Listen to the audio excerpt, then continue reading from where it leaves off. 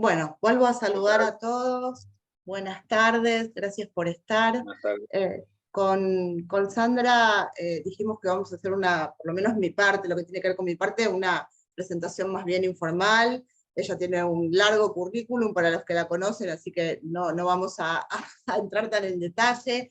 Es una gran colega dentro del ámbito de la psicología forense, amiga, con quienes tuve el placer de compartir proyectos.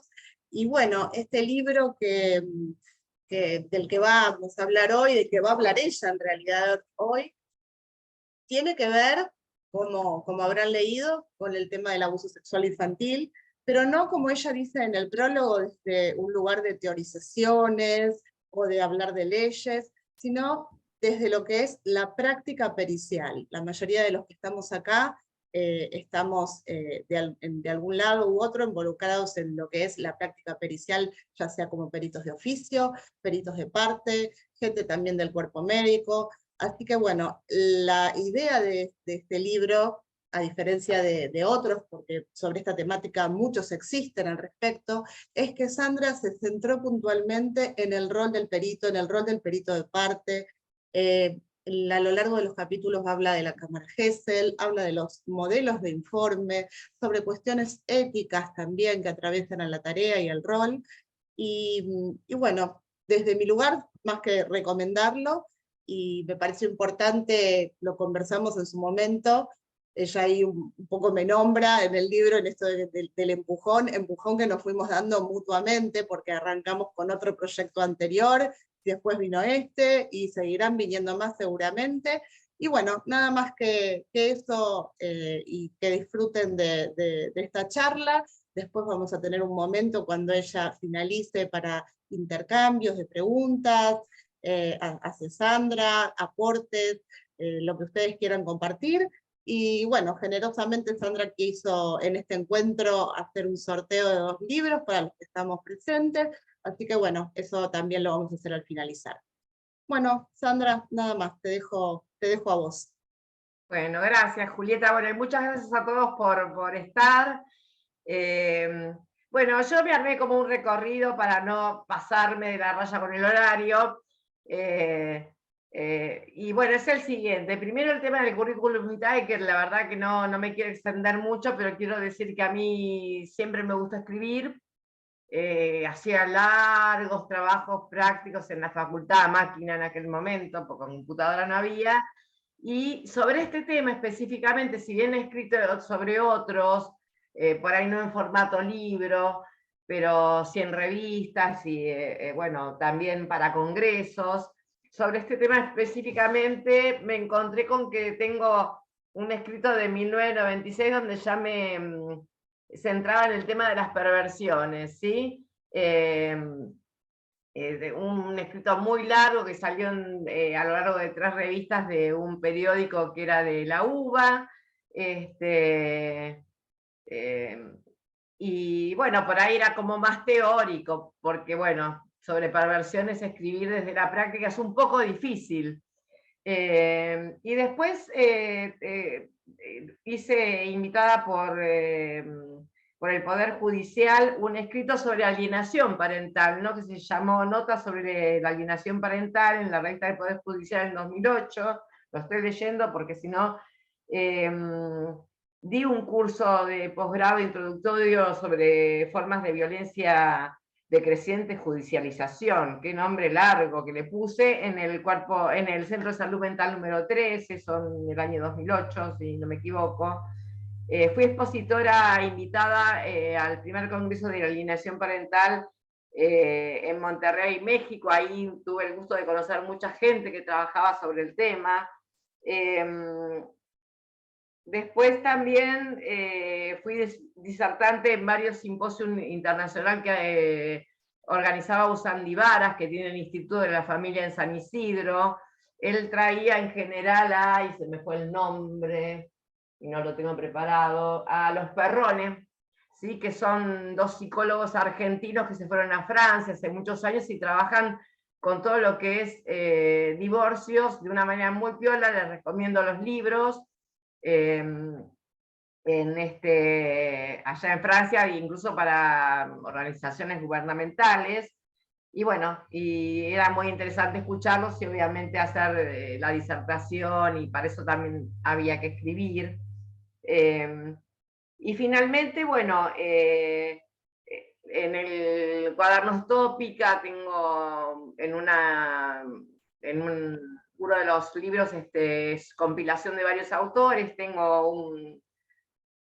un artículo, el manual de práctica forense que escribimos con Julieta, Paula y nuestra querida Andrea Mede, que ya no está. Y bueno, y ahora este libro de práctica pericial, y ese es el recorrido mío en cuanto a lo que he presentado en esta temática de abuso sexual o relativo a lo que tiene que ver con los temas que se juegan respecto del abuso. Después quería contarles un poco los motivos por los que escribí este libro. En principio, la culpable es Julieta, porque más que un empujón, ella me dijo un día: Sandra, necesito algún curso, algo, para brindarle a la gente que consulta sobre cuál es la práctica, la cocina, me dijo ella, de el trabajo de un perito cuando tiene que intervenir como perito de parte.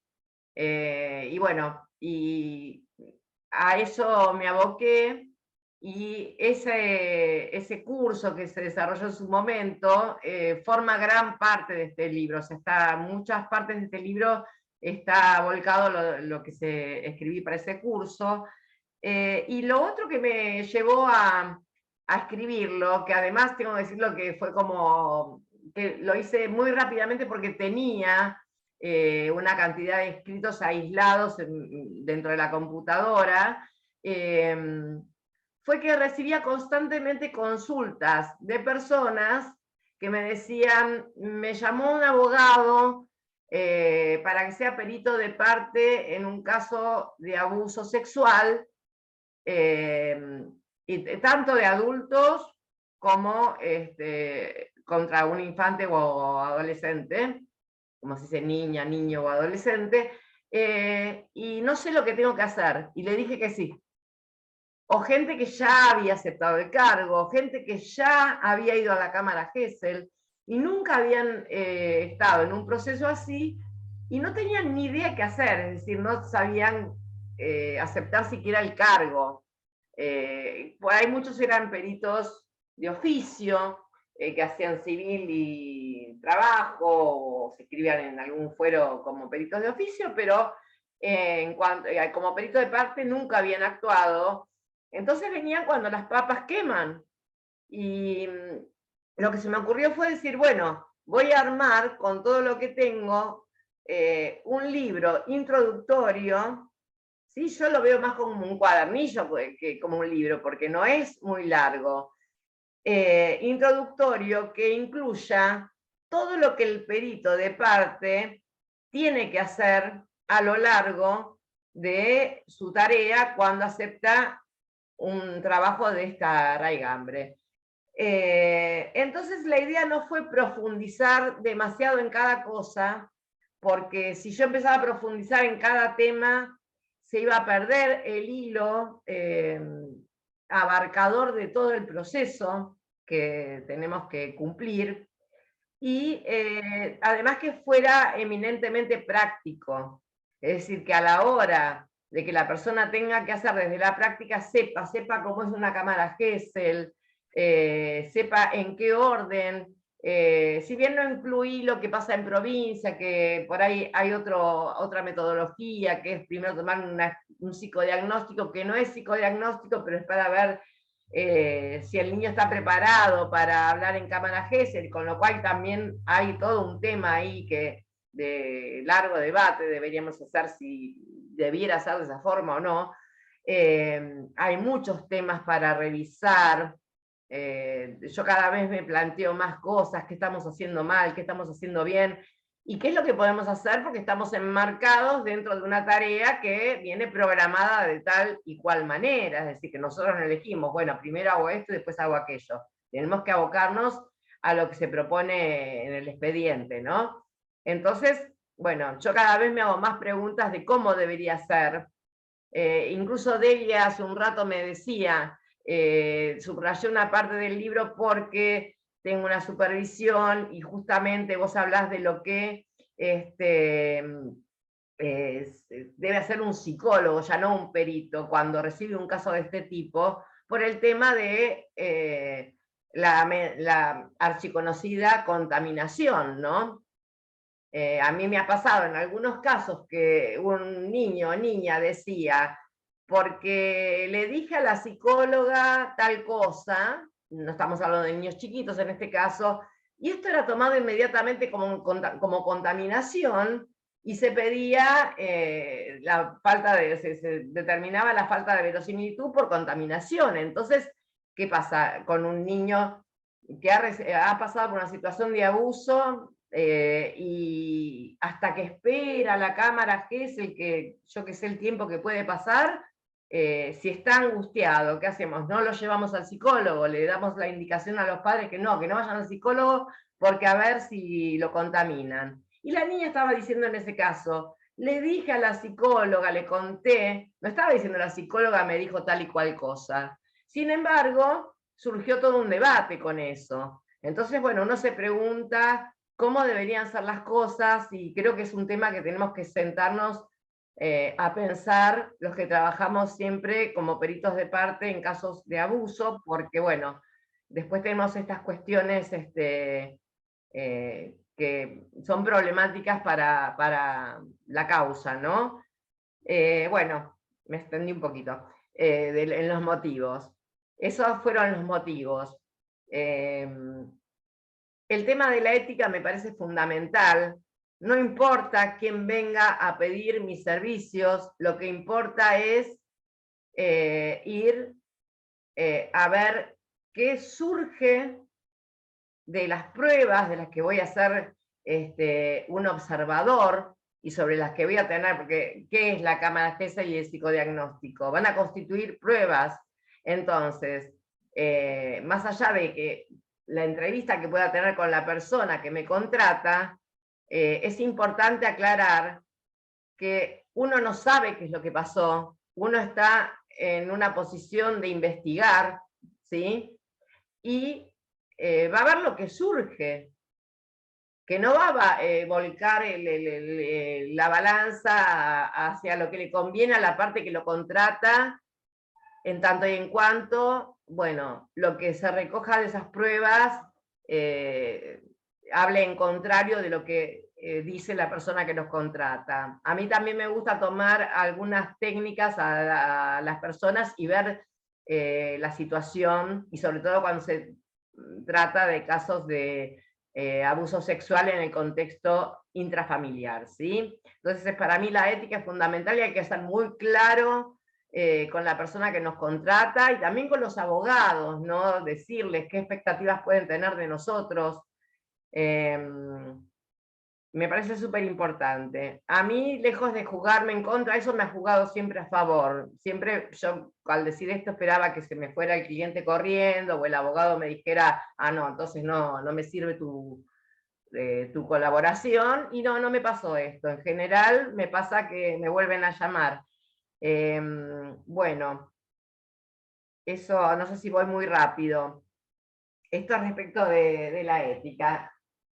Respecto de las partes que componen el libro, y yo lo voy a abrir y voy a mirar el índice porque de memoria, el primer capítulo trata del lugar del psicólogo frente a los casos de abuso, ¿sí? O delitos contra la integridad sexual, ¿sí?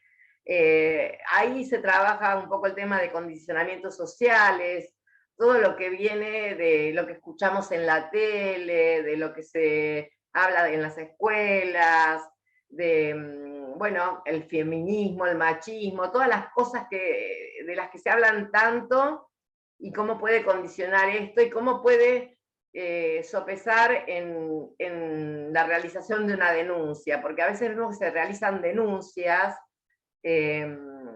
por cosas que son no sé si decir mínimas, pero que son muy lábiles. Y hay una frase con la que yo inicio el libro, que es: una niña, niño o adolescente que atraviesa un proceso penal por abuso sexual siempre es víctima. ¿A qué me refiero? ¿A que siempre ocurrió un abuso sexual? No.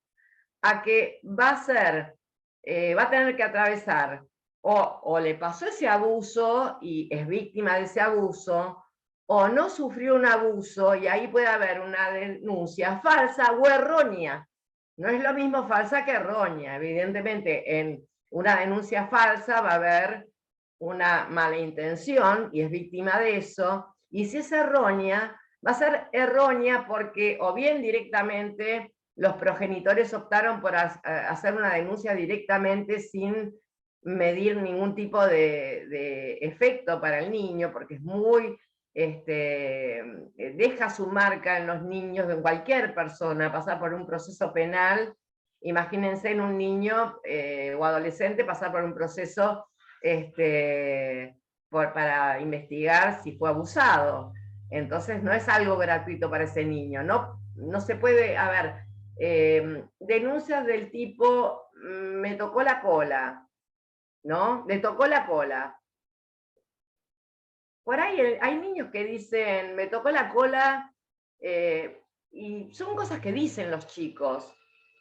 Tampoco se le puede inducir, entonces, todas esas cosas hay que pensarlas. ¿Cómo hablar con un niño para ver si ese le tocó la cola, quién se la tocó, cómo se la tocó? Amerita una denuncia sin contaminar. Bueno, es todo un tema, el tema de la develación, ¿sí? Y a eso me refiero con que siempre es víctima. Por eso tenemos que ser muy cuidadosos, y sobre todo los psicólogos, cuando recibimos niños y adultos también, ¿sí? Porque pasa también en adultos que dicen, bueno, yo me di cuenta que era un abuso sexual porque me dijo el psicólogo o la psicóloga, ¿sí? Y van después de muchos años a hacer una denuncia y tienen dudas acerca de, por ejemplo, gente que dice, bueno, yo no me acuerdo si consentí o no, porque había tomado tanto que no sé lo que pasó ese día. Y entonces es terrible para una persona exponerse a un proceso penal por algo que finalmente no puede sostener. Aunque estoy hablando de otro tema, pues estoy dando un ejemplo de adultos. Pero por eso mismo es que, bueno, me dedico al tema de los condicionamientos sociales. En el primer capítulo, la formación del psicólogo, qué es necesario, en qué campos mínimos tiene que estar formado, los casos con mayor dificultad, que a mi criterio son los casos, estos casos en los que no se distingue entre el abuso de poder y el abuso sexual propiamente dicho, ¿no? Y son muy difíciles para demostrar si hubo abuso o hubo, bueno, en realidad nosotros no demostramos, pero damos elementos para que el juez decida, se tornan muy difíciles. Bueno, y también qué se debe hacer. El segundo capítulo tiene que ver más con la discriminación entre lo que hace un psicólogo clínico y lo que hace el perito, ¿sí? El rol del perito. Incluyo ahí el tema de los divorcios destructivos y las familias ensambladas, porque hay que tenerlos en cuenta e indagar mucho en esos casos el móvil, ¿sí? de la denuncia o de la futura denuncia, si estamos atendiendo en la clínica. Después, el capítulo 3 se refiere al dispositivo de cámara Gesell, con mucho detalle, porque la gente tiene toda una idea de la cámara Gesell y no sabe bien cómo es, qué hacer. Hay gente que se cree que va a ir a interpretar la cámara Gesell en un sentido psicológico, psicoanalítico, y no es esa la función, por eso ahí se desarrolla. Insisto, sin profundizar, porque acá habría que estudiar mucho sobre lo que es la memoria, las falsas memorias, ¿sí? ¿Qué va pasando con la memoria a través de los años? ¿Qué pasa con la memoria en un niño? Entonces, bueno, pero ahí me aboco más a cuál es la función en general, porque hay mucha gente que, yo he leído informes de cámara Gesell donde interpretan una palabra que se dijo, y le dan un sentido psicoanalítico, eso es totalmente desajustado, ¿sí? Porque la cámara Gesell tiene valor de testimonio, no es un psicodiagnóstico.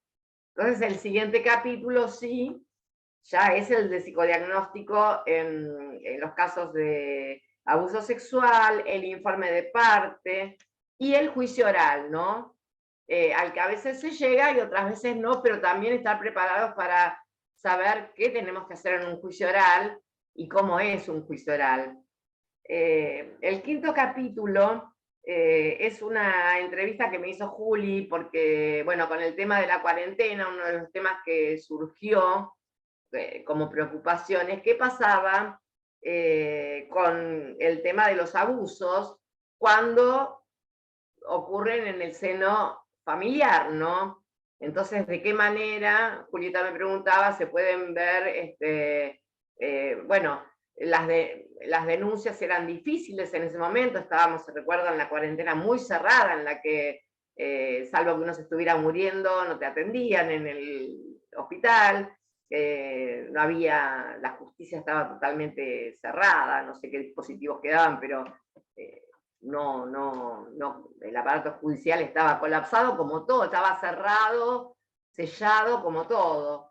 Y entonces, bueno, de eso se trata un poco, qué cuestiones podían pasar cuando un niño que padece abuso sexual queda encerrado, como estábamos, con la persona que comete el abuso.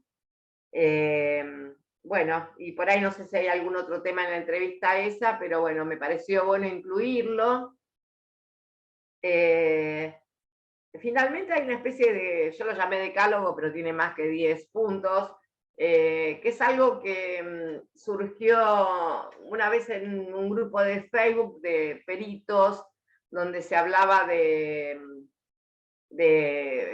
todo la postura, todo ese abuso, siempre que un niño dice que le tocaron la cola, le pasó esto o aquello, siempre el niño es abusado, hay que creerle al niño, tampoco es que hay que descreerle, ¿sí? No sé, justamente la ética se trata de esto, no se trata de que uno va a hacer su tarea desde una posición de creer o no creer. Entonces, bueno, el decálogo tiene que ver con esto, con estos mitos, por así decir, de los niños nunca mienten, o los niños mienten, o siempre que denuncia una madre a un padre es por que es una alienadora, o siempre que, ¿no? Entonces tiene que ver con esto y puntuando qué le pasa a un niño, qué le pasa al denunciante, qué le pasa al denunciado, qué opciones hay de lo que pueda haber pasado con esa persona, qué pasa con los abogados, creo que también tomo, ¿no? Porque también está este mito de que los abogados mandan a denunciar para, cosa que, bueno, puede ser que pase, pero no demonicemos a los abogados, ¿no? Y bueno, nada, creo que eso es el recorrido de los temas que trato en el libro. Después quería comentar algo, que tuve el agrado de poder leer un borrador de un libro que va a estar por sacar Juli, muy interesante, de el recurso sí mismo, pasado, presente y futuro. Por suerte que tenemos algo sobre esto, porque sabemos que es un recurso que hay gente que se cree que es una técnica, hay otros que lo niegan totalmente porque no hay bibliografía sobre el tema, y entre lo que estaba, entre las diferentes autoras, encontré todas me interesaron, quiero decir, muchísimo, estoy esperando que salga el libro, pero hay una que es María Fernanda Göringer, no sé si lo estoy pronunciando bien, no sé si la veo por acá, no sé si está. Sí. Ah, Fernanda, bueno, te quiero felicitar. Muchas gracias. Me encantó, me encantó. Me vas a corregir si yo me equivoco. pero ella habla muy brevemente, ¿no?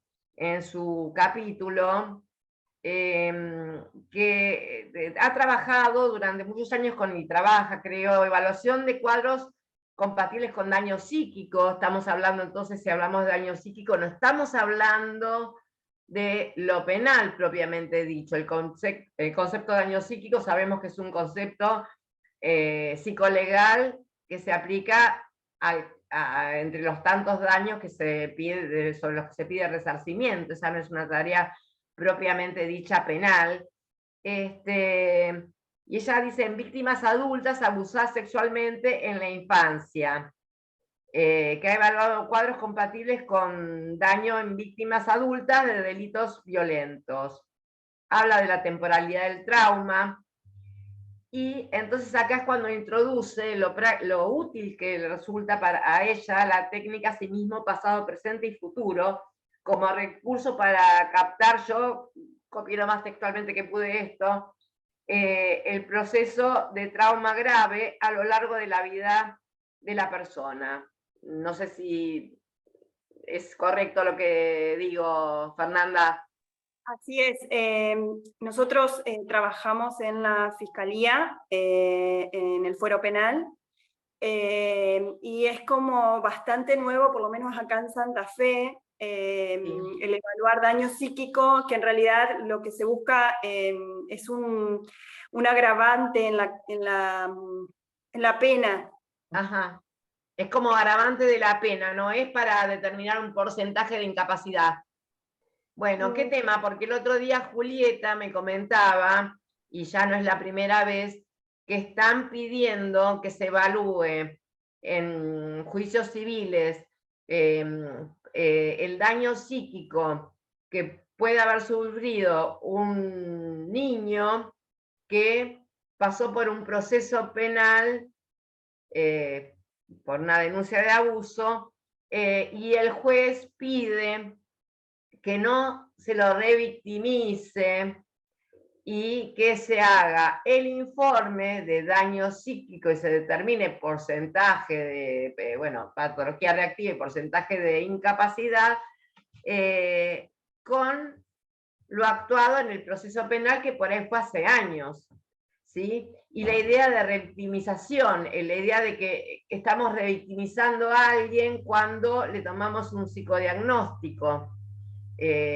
Ha quedado ahí atrapada la cuestión de que, digamos, primero, que un niño atraviese un proceso penal, ¿no? Es decir, declare en cámara Gesell y sea evaluado, esto sería una revictimización, cuando en realidad, por el contrario, lo que se busca a través de esas evaluaciones, que deben ser cuidadosas y la mayoría de las veces lo son, es buscar la verdad, determinar qué pasó, personalmente me ha tocado ver que es muy liberador para el niño, si bien es muy difícil por toda la angustia que puede generar, y sobre todo por la que le genera a los padres, o al progenitor o a la persona que lo acompaña en eso, y la presión que los padres le generan a los niños. Eso es bastante embromado, con cosas como vos habla todo, decí bien, no te equivoques, ¿no? A mí me ha pasado escuchar a una madre que me llamaban diciendo, yo le dije que no sé, no. Y bueno, entonces en ese sentido, el tema de un espacio cuidado, que en general lo es, a veces puede ser muy liberador, ¿sí? Más que ser una revictimización. Uno no va a estar cargando al chico diciéndole qué te pasó, cómo te pasó, y en el psicodiagnóstico en general no se pregunta, no se debe preguntar sobre la situación que se investiga, sencillamente se toma un psicodiagnóstico, bueno, sencillamente tampoco es la palabra adecuada. Claro. Te interrumpo un segundo, Sandra. Sí. El caso que comentás es un caso que comentamos con Liliana, que de hecho ella está más al tanto, pero es así como vos lo contás, ¿no? Liliana, este caso que llega a fuero civil para evaluar daño, pero el juez quiere que se haga, el juez no, en realidad, las partes La parte, y sí. la fiscalía. Se haga un informe psicodiagnóstico remitiéndose a esos informes penales de allá y entonces, quizás 10 años o más. Sí, sí, tal cual. En realidad querían que se basara, los padres piden que se base, para no revictimizar sobre el caso, que se base en toda la documental, pero habían transcurrido años. Entonces, el tema es cómo se puede dar cuenta de un estado actual de secuelas o de cualquier efecto que haya tenido en el tiempo, más teniendo en cuenta que los niños tienen procesos evolutivos, atraviesan distintas etapas. ¿Cómo es posible dar cuenta a partir de la documental? Y verdaderamente es lo que dice Sandra, ¿no? No solamente porque no se trata necesariamente de revictimizar, sino porque, bueno, hay que demostrar esas cuestiones, ¿no? No es posible trabajar a partir de documentos porque parecería un revisionismo histórico, ¿no? Es un poco lo que yo le decía a la colega, el revisionista histórico que no tiene el pasado a mano, en el presente, y toma documentales. Pero no es el caso. Puede ser, Lili, contraproducente. Claro, aparte porque, el niño a ver, está una y la cosa es familiar. una cosa es cómo está el niño al momento en que se lo evalúa para determinar si hubo o no, padeció o no un abuso, y otra cosa son las secuelas futuras que por ahí todavía no se desplegaron en ese momento, se pueden desplegar más adelante. Y acá habían pasado años, Sandra. O sea, imagínate todas las etapas que hubo en el medio, incluso los sucesos familiares sobrevinientes, que también complejizan la interacción de lo que pasó, el relato de lo que pasó, que se va transformando en el tiempo por esto de las cuestiones de las memorias, ¿no? Esa reedición de guiones. Y entonces era indispensable que si se quiere trabajar. El tema era prácticamente backlash, porque en realidad se denunciaba todas las prácticas que había hecho el equipo que había intervenido, y de alguna manera había que, para inculparlos, dejar afuera toda evaluación en el presente. Se caía solo eso, pero bueno, uno ve que se le hace lugar, o que, bueno, veremos, ojalá que se resuelva de la mejor manera, ¿no? Pero claramente nos parecía disparatado y bueno, me parece que estas cosas hay que debatirlas y sobre todo poner en claro a los colegas que a veces se encuentran con esto sin experiencia y piensan que es posible. Por suerte la colega en este caso tenía muy clara su posición ética también, que eso es fundamental. Pero después van a sortear a otra persona, así que eso exacto, puede sí. Sí, le dicen que si no, la van a remover. Bueno, y ella dice, bueno, que me remuevan. Claro, sí. Y en eso también tenemos que asumir responsabilidad acerca de lo que decimos y difundimos, porque también, a ver, ¿de dónde sacan los padres la idea de revictimización? Y de lo que hablamos los psicólogos, en la tele, en donde sea. Y también concientizar a los padres acerca de lo que implica un proceso penal para que no se haga una denuncia, me da no sé qué decir frívola, pero lo voy a decir de esta manera. No es al tuntún que se hace una denuncia, tampoco es que no hay que hacerla. Y la otra es que después cuando se pide el resarcimiento económico civil, también ahí cabe una responsabilidad de los padres de determinar si, bueno, quieren o no quieren solicitar eso. Bueno, entonces acá creo que hay muchos sectores que estamos involucrados, abogados, bueno, la justicia, los abogados, los psicólogos clínicos, los peritos, los progenitores, bueno, la educación que se da en la escuela también, que está muy bien, pero de qué manera. Sí, la sociedad toda. Porque hay un fenómeno que yo no dejo de ver, que es, muchas denuncias se producen después, y no estoy echando la culpa a cómo dan las ESI, porque ignoro, pero muchos chicos salen de los espacios de educación sexual a decir, a mí yo sufrí un abuso de tal tipo, y todos lloran, y pareciera que entre las chicos, entre las adolescentes sobre todo, se da un fenómeno que yo lo he constatado en supervisiones y porque me han tocado casos a mí, que es como que, lo voy a decir como un poco grotescamente, garpa haber sido abusado. Entonces, cuentan entre ellas, no, porque a mí mi tío abuelo, y lloran todas, entonces viene la maestra o la profe y dice, ¿qué pasó? Y no digas nada. Y entonces alguna de las niñas dice, no, porque a ella le pasó tal cosa, y la escuela tiene que activar el protocolo. Y después vemos que esas chicas no pueden sostener, y termina siendo que lo dijeron porque lo dijeron en ese momento. Entonces fíjense lo que estamos generando, cómo se nos va de las manos a veces.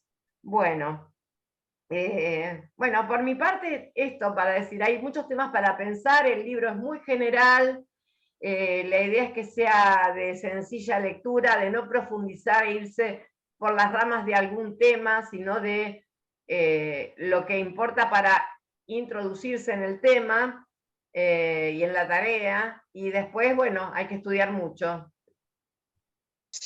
Sandra, perdón, yo quería hacer una pequeña pregunta. Sí, Perdón que... sí, Nico. No, que quería preguntarle a los colegas, ya que estamos, estos casos que vos debés tener experiencia, en realidad son casos que yo me he sentido como en cierta dubitación o digamos, en chicos muy chiquititos, que hay estas denuncias y que hay un relato como muy frágil y es lo único que hay. Y bueno, y la sintomatología muchas veces coincide con otras posibles sintomatologías que tienen que ver con papás separados, con angustia muy manifiesta, por ejemplo, enuresis, un llanto acentuado. Digamos, ahí creo que es una... digamos, situación compleja para nosotros, y bueno, claro. No sé, quería tus palabras en relación a esto, porque síntomas que me se has dan orientado muchas en otras veces en el situaciones. pasamano Siempre... del niño, del padre a la madre, ¿no? Y ahí Claro. se pisa encima, entonces porque vino, la madre dice, vino del casa del padre y se pilló. Y el padre dice, cada vez que tiene que ir con la madre se pisa encima. Entonces es como... ¿no? O esto de la irritación a veces en alguna zona, digamos, ¿no? Íntima, la limpieza, muchas que son veces comunes un pediatra, en que se sientan el en el pediatra piso. dice que no, el médico del hospital dice que sí, y nosotros quedamos en el medio a veces hasta de discursos médicos que son antagónicos. Sí, totalmente. Que aparte no se tiene en cuenta que los niños que todavía están en la etapa en que se sientan todo el tiempo en el piso, y que dejaron hace poco el pañal, que el pañal al sentarse en el piso protege del contacto directo, el niño con el calzoncillito, con la bombachita nada más, bueno, toma un contacto con el piso por el cual se puede irritar por diferentes bichos que hay en el piso, qué sé yo. Entonces, no se puede tomar tan a la letra las cosas. Me parece que nos estamos precipitando a veces con concluir que todo tiene que ver con cuestiones de abuso. Hay colegas que lamentablemente inmediatamente a partir de una cosa así determinan que ese niño fue abusado. En estos días estoy atendiendo, en realidad, ni siquiera atendiendo porque no voy a ser su psicóloga, sino que a pedido de la madre estoy evaluando a una nena muy chiquita, que la mamá vio un par de actitudes que no le gustaron desde el punto de vista sexual, no hacia la nena, sino en general del padre, de que obviamente está separada, que tienen que ver con estos signos de, bueno, un poco groseros, ¿no? Que algunos hombres hacen, las mujeres también los hacen, no solamente los hombres, y que el padre habría hecho alguna vez en presencia de la nena antes de que se separaran, y bueno, y a partir de un dibujo, o sea, ¿quién le mete en la cabeza a los padres que si el niño en etapa de garabato hizo un dibujo de donde le sale, digamos, del sector de donde estaría el abdomen, un palito hacia el costado, es porque está dibujando un pene? Realmente, y me trajo los dibujos hechos en casa de la madre, ¿no? Y entonces yo iba preguntando y me decía, y el brazo, o sea, apenas estaba pasando del garabato a poder hacer las partes del cuerpo. Y era un brazo que salía hacia un costado, y lo cierto es que yo empecé a evaluarla, hicimos un montón de juegos, fue muy lúdica la cuestión, para nada introduje el tema acerca de su cuerpo, y no hay un solo signo. Obviamente la voy a seguir evaluando, la próxima vez sin la mamá en el consultorio. La primera entrevista fue vincular y observé la presión que la madre ejerce sobre la niña, y cómo la niña, cuando la puse a jugar con unos muñequitos de madera que representan muchos miembros de familia, y señoras mayores, señores mayores, o sea, puede ser la abuela, el abuelo, el tío, el primo, ¿no? El perrito, cochecito.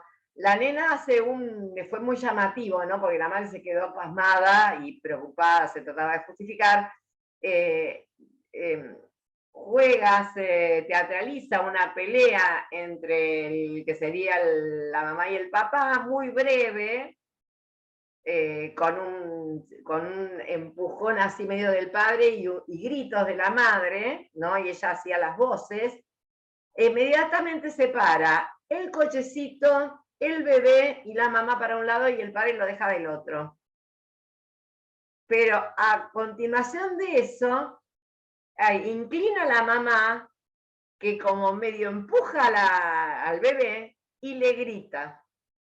Y la mamá, muy abierta, por cierto, me dice después, la verdad es que yo una vez me enojé mucho y grité inadecuadamente, ¿no? Y la nena, ¿qué vino a mostrar?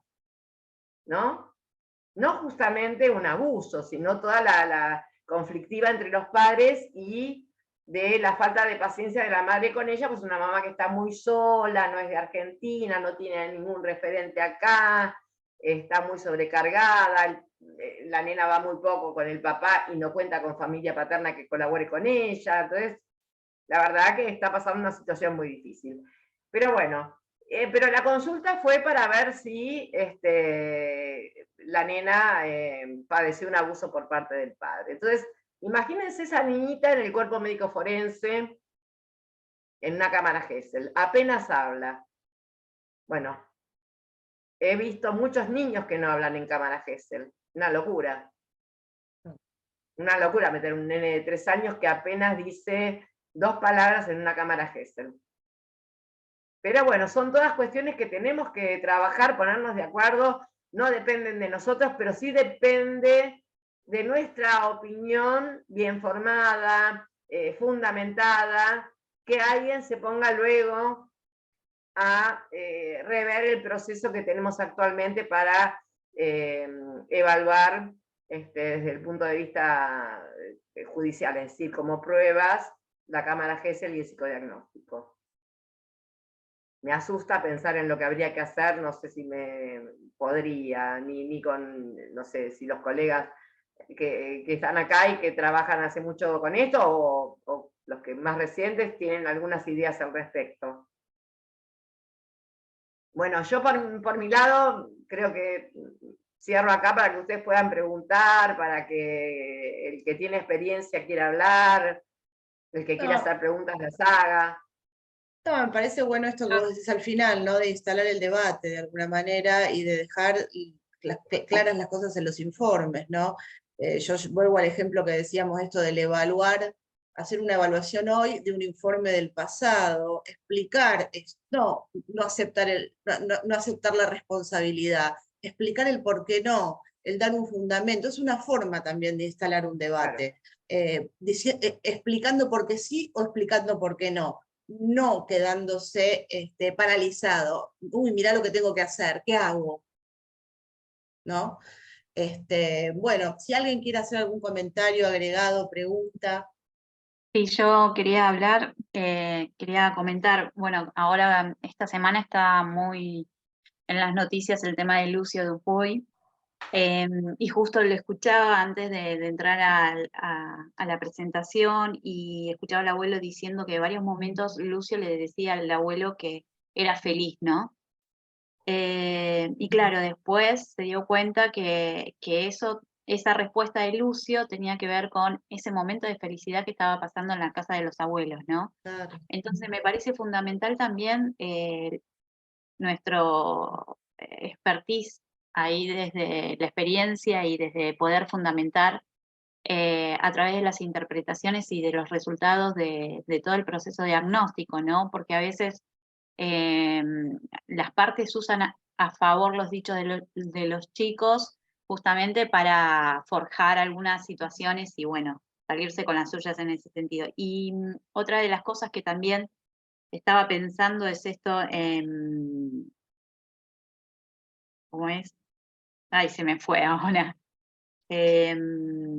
Bueno, los chicos, además, yo trabajo en las escuelas y recibimos muchos antecedentes de situaciones que ese chico viene refiriendo, inclusive en acciones y en conductas que muchas veces los chicos expresan y dicen, no, no quiero que llamen a mi papá porque me va a pegar o se va a enojar mucho.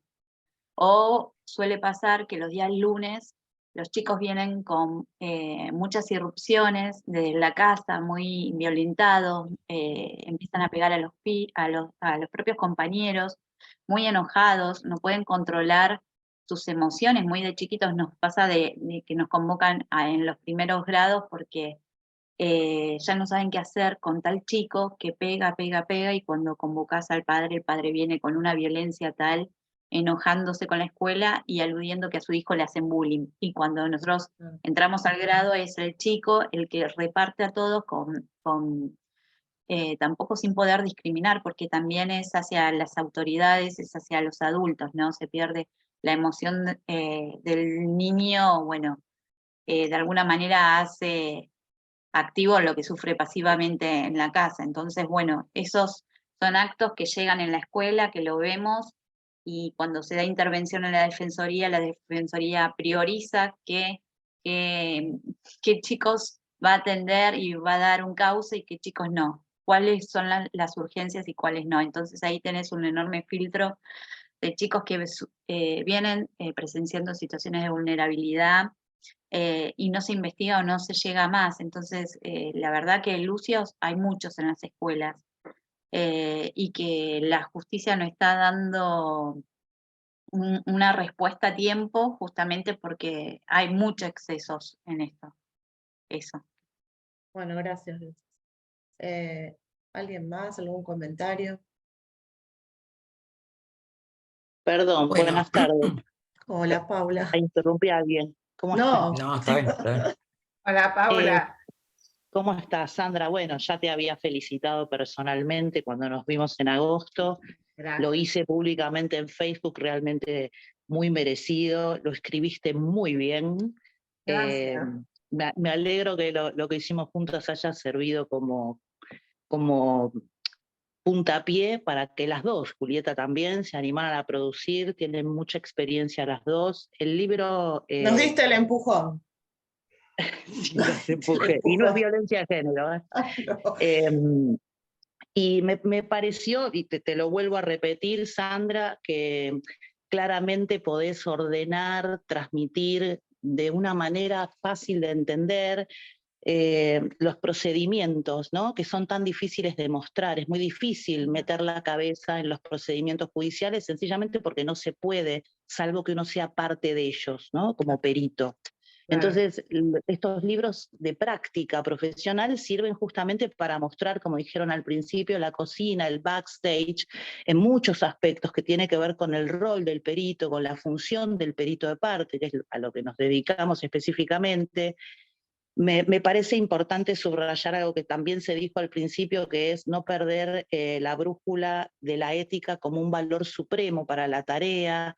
Son temas muy espinosos siempre los que hay que tratar en el fuero criminal y correccional, temas penales que son muy duros, pero hay que tener también tanto la flexibilidad como para pensar en este otro concepto interesante que se vuelca en este libro, que es la diferenciación entre las denuncias que son falsas y las denuncias que son equivocadas o erróneas, ¿no? Es decir, uno puede tener una duda, cometer un error, tener indicadores, como también se dijo hace un rato, que pueden ser equívocos, es decir, podrían señalar un posible abuso, pero también podrían ser manifestación de alguna otra conflictiva que los niños tienen. Y en esto me parece importante para los psicólogos que seamos conscientes y responsables de estudiar, de saber estos procesos evolutivos que también acá mencionó un colega hace unos minutos, por los que atraviesan los niños. No ser dogmáticos en pensar que todas las personas que denuncian, más allá de su género, siempre son víctimas. Aunque suene antipático, cuando uno trabaja en la justicia y para ser justo, debe ser el presunto abusador, la presunta víctima. He tenido muchísimas discusiones con colegas sobre esto, pero esto es ser justo hasta que se haga justicia, y no de antemano, ¿no? Llegar a la condena pública, a la condena mediática, como en muchos casos se ha hecho, sin que los jueces se expidieran. Y vuelvo a retomar recién lo de la responsabilidad en ustedes que siguen dictando cursos que son valiosísimos para colegas que recién se inician en esto, sobre los indicadores, porque los indicadores no son indicadores de abuso sexual y de otra cosa no, tendría que ser el título. Son indicadores, y lo dramático es que nosotros construimos nuestras conclusiones en base al recorte de ciertos observables que no son unívocos, y esto tenemos que tenerlo en cuenta. Así como a veces decimos, bueno, pero si no aparece ni un solo indicador de algo, ¿quiere decir que el abuso o el maltrato no ocurrió? Es cierto, no quiere decir eso, quiere decir que el indicador no apareció. Es decir, quiere decir que no se puede probar. Nosotros no develamos, no tenemos la bola de cristal, no somos el oráculo de Delfos, no vamos a revelar verdades, vamos a trasladar desde nuestro trabajo técnico indicadores. Quiero mostrar algo que lo acabo de dibujar, obviamente, porque no lo tengo a mano, estoy en el celular, en el trabajo. Esto. Ante un dibujo casi igual. Ahí te puse muy grande para que te vean todos. Gracias. La psicóloga que armó un informe para decir que había hecho un psicodiagnóstico sobre una chica de 9 años, dijo que un dibujo así, igual a este, era una figura humana desnuda. Desde esto, ahora sacame, gracias. Digo, los palotes no son desnudos. Esto revela dos pilares fundamentales. El supremo, que es la ética, y el otro es la formación. Hay que leer. Y digo, en nuestro favor, que hay poco, así que celebro también en esta ocasión que Julieta y las colegas se hayan animado a empujar también la salida de este cinismo, porque nos hace falta que los colegas desarrollemos temas sobre los que trabajamos, sobre todo en técnicas en los que Argentina ha quedado muy empobrecido, poco actualizado, ¿sí? Y en estos temas necesitamos mucho de todo esto. Así que gracias por invitarme, un placer, Sandra, estar acá, y muchas felicitaciones nuevamente. No, gracias a vos, Paula. Quiero agregar a lo que dijo Paula, que coincido totalmente, esta otra cosa que instalamos los psicólogos y que es una vergüenza que lo hayamos instalado de esta manera, que hizo un dibujo con forma fálica. Dios mío, tuve 1 hora y pico, no con una psicóloga, sino con una psicopedagoga, que empezó a evaluar una nena que la mandaban de la escuela, los dos padres, los dos progenitores la llevaron, y la indicación de la psicopedagoga fue que no vaya más a casa del padre, estaban separados, pero no, vivían juntos todavía, pero estaban como medio separados, que no esté con el padre, porque la nena había dibujado una forma fálica. Entonces, cuando aparece la cuestión de la denuncia, un perito oficial que no es de nación, sino de provincia, y que me conoce, y la psicopedagoga se comunica y dice, no, mira, me dice Sandra, te puedes llamar esta psicopedagoga, además, ni siquiera psicóloga, que además estaba haciendo un trabajo que no le correspondía, que era... le tomó todas las técnicas psicológicas, por ejemplo, si un psicopedagogo toma toma para evaluar lo que es esperable en un niño de esa edad, si hay detalles esperables, no esperables, comunes, bueno, y lo evalúa cognitivamente, no psicológicamente, no quiero decir psicoanalíticamente, para no encasillar en una sola teoría. Pero bueno, hablando, me contó toda la historia de estos padres, de la niña, por teléfono, porque me lo pidió la persona que me lo pidió. Y en bueno, lo que me decíais, hizo un dibujo con una forma fálica. Bueno, ¿qué había hecho?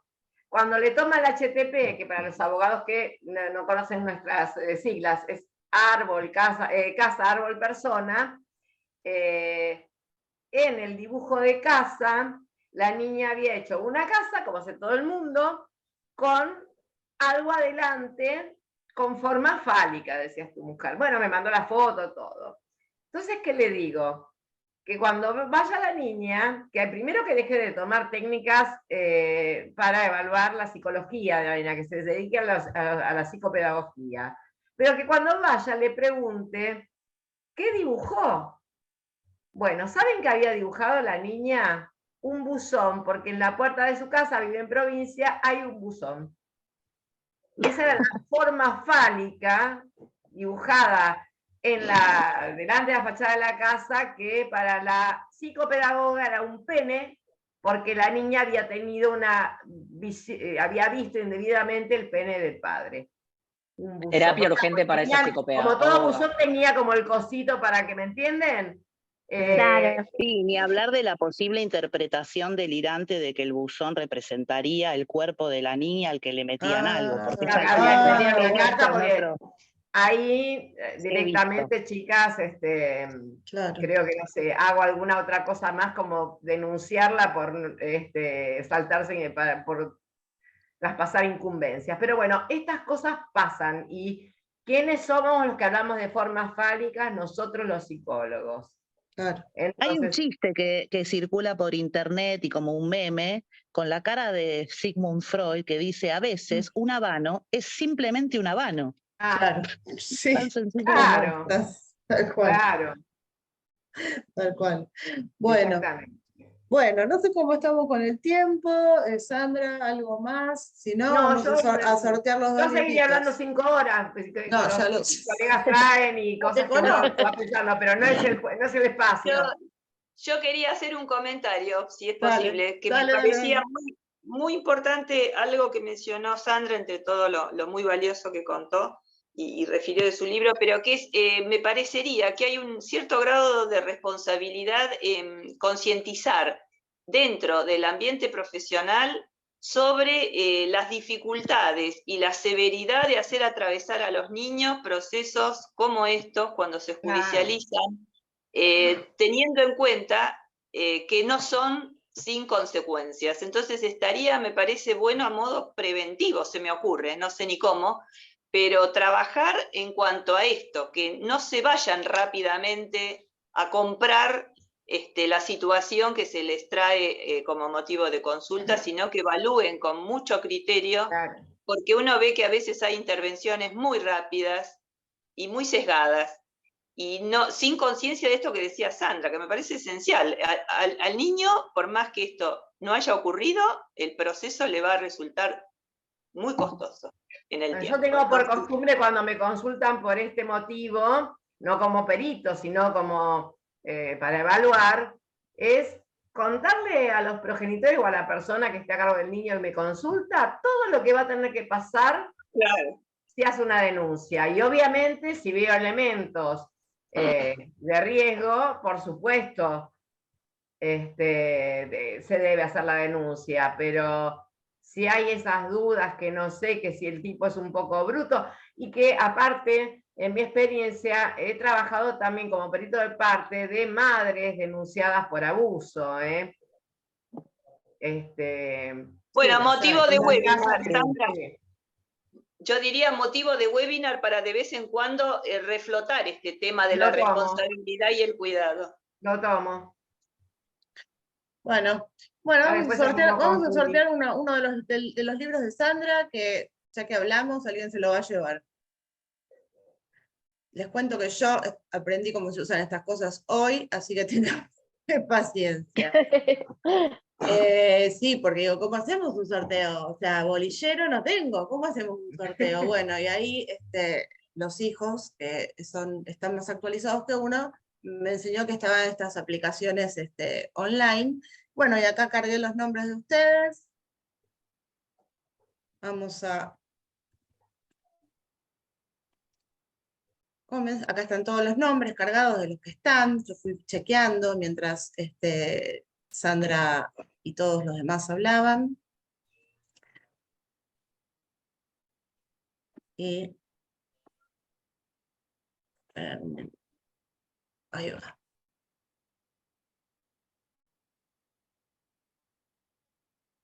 Bueno, Janina, ¿lo pudieron ver? ¿Lo vieron todos? Sí, Janina Baigorri dice. Janina Baigorri. Bueno, Janina, después te comunicás, creo que ¿está Janina? Esperen, porque si se fue, lo hacemos otra vez. Sí, sí, está. Sí, ahí Está. Claudio. Perdón, no la veía. Bueno, Janina, no sé, después te comunicas con Sandra y ves cómo haces para retirarlo. Habíamos dicho 2, ¿no, Sandra? Dos, sí. Janina contestó en el chat, chicas. Sí, sí. Sí, ahí la vi. Sí, aparte yo estoy viendo la... Vamos otra vez. Vemos los participantes, vamos a comenzar.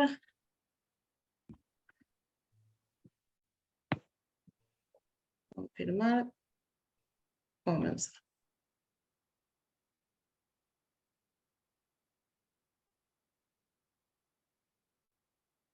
Y Facundo Pascuso. Sí. Bueno, salió bien la tecnología. Bueno, vamos a dar por terminado el encuentro. Nuevamente yo agradecerles a todos, a Sandra también por su presentación, por haber compartido esto con nosotros. Y bueno, nada más, seguramente nos cruzaremos en próximas oportunidades. Sí, y el gusto de ver abogados, Alejandro, Graciela, por ahí estaba, pero ahora no la veo, bueno, otra abogada conocida, que necesitamos espacios en los que trabajemos conjuntamente, porque esto no se arregla ni se cambia unilateralmente desde cada profesión, sino en el trabajo conjunto. Totalmente. Al contrario, gracias a vos, porque la verdad que tu libro y tu experiencia a nosotros nos ha servido mucho, nos ha instruido muchísimo y sobre todo yo quería volver a remarcar lo que han comentado varios de los colegas, el tema de la ética, más allá de, obviamente, que en mi profesión también debería primar ese concepto de ética para evitar todo lo que es la revictimización y las falsas denuncias y la exposición de niños que no son víctimas a todo ese largo proceso que ustedes muy bien conocen y han descrito, y que los afecta terriblemente. También remarcar el tema de la ética profesional que debe primar en los peritos de la psicología, que hay obviamente de todo, pero hay muchos muy probos y muy reconocidos que creen que porque son designados como perito de parte tienen la obligación o la misión de desincriminar a la persona que los designa, cuando obviamente se trata de ser perito de parte del supuesto abusador, para usar la terminología que recomendaron en el chat, y hacen dictámenes absolutamente injustificables con tal de dar elementos para desincriminar una conducta que en muchos casos es injustificada y está probada por muchos indicadores, sobre todo de la Cámara Gesell. Pero, en fin, esto pasa, como dije, en mi profesión también es vergonzoso cómo se utilizan estas falsas denuncias para obtener restricciones. Y bueno, ¿qué les voy a explicar a ustedes que son las profesionales y que Bueno, todo y- esto lo saben? Por eso, muchas gracias Y ahí, Alejandro, quiero acotar una cosa. Cuando uno como perito de parte, a mí me dicen, pero vos trabajás para la defensa y trabajás para la querella, en diferentes casos, obviamente, ¿no? Sí, claro, yo no tengo ningún problema, que me contrate el que quiera. Ahora, tanto sea por la querella como sea por la defensa, hago entrevista, obviamente quiero escuchar qué pasó o qué no pasó, y tengo la franqueza de la primera entrevista en decir, bueno, si acá vos estás propiciando una denuncia por tal motivo y no tenés, bueno, o es falsa o errónea, si yo veo que hay algo de error en cuanto a la denuncia, lo digo, o que tengo dudas, y cuando yo vaya como perito de parte a hacer mi tarea, no voy a favorecerte para demostrar que hubo un abuso si no lo hubo. Y lo mismo cuando me contratan por la defensa, ¿no? Es decir, mira, si vos estás buscando en mí, tanto a los abogados como al cliente, estás buscando que yo demuestre que no pasó la denuncia que te hicieron, pero encuentro elementos de que pasó, rogá que yo no escriba ni amplíe ni informe porque te echo la siguiente palada de tierra. Es decir, ya anda a buscar otra persona y le cobro la primera entrevista y nada más. Y punto. Bueno, algunos se quedan, otros salen corriendo, en mi experiencia no salen corriendo, y ahí tenemos todo el tema de la psicopatía y como que se creen omnipotentes y se quedan igual aunque hayan hecho algo. Pero bueno, conmigo no cuentan, el informe no los va a favorecer en ese caso. Bueno, nuevamente, gracias a todos, ya vamos a terminar, que hoy es viernes y muchos me dijeron que tenían cosas que hacer, así que bueno, gracias nuevamente. Bueno, Gracias por la invitación. Gracias, Gracias, Sandy. Sandy. Muchas gracias. Gracias, Eta. Gracias. Gracias, gracias.